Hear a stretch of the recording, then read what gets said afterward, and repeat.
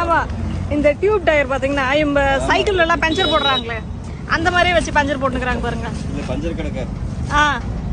சைக்கிள்ல டியூப்லாம் இந்த டயரை கழட்டாமே போடுவாங்களா அந்த மாதிரி 2 வீலருக்கே போட்டுக்கிறா அப்படி.